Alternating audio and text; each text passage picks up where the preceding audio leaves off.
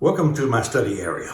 Judy and I turned this front room into an office, and I spend quite a bit of time right here. This desk with its cubicles holds some study materials and some office materials. It also holds a lot of memorabilia, and there's a story behind every one of those. This is a replica of our first car. I had it when I was in late high school, and then Judy and I drove it during our college and shortly after college days. I thought it was the sharpest thing on the road. And then I have a couple of little tractors because I grew up on a farm. This one particularly holds some memories for me. This is a replica of a G-model John Deere, the biggest row crop tractor that John Deere made in the late 30s, all through the 40s, and up to 1953. Dad had one like that, and I drove it and drove it and drove it. I have a lot of memories associated with a tractor a lot like that one. As soon as I began to get very deep into my memories, maybe a little lost in my memories, I'm reminded of a passage from Ecclesiastes. In chapter 7, verse 10, the writer says, "Do not say, 'Why were the old days better than these?' It's not wise to ask such questions." And I want to stop and say, Solomon, why would you say that? Why is it not wise to ask, why were the old days so good? Well, I've thought of three reasons that I want to suggest.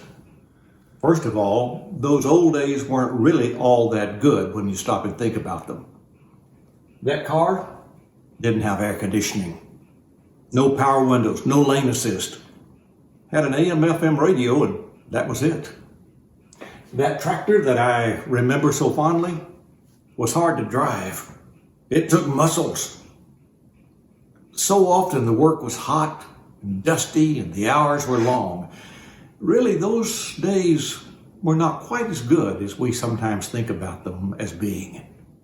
And then also I think about how that we can get lost in our memories and just waste time. I think sometimes I have been guilty of missing opportunities because I was sitting thinking about those good old days. The third reason, and perhaps the most important one that I've thought of, is that it's easy to get cynical regarding today when we romanticize our memories from the way it used to be.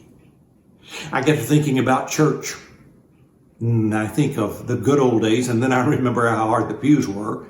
But also, it's easy for me to remember that with such fondness that I'm harshly critical of today. That's not what the Lord wants out of us.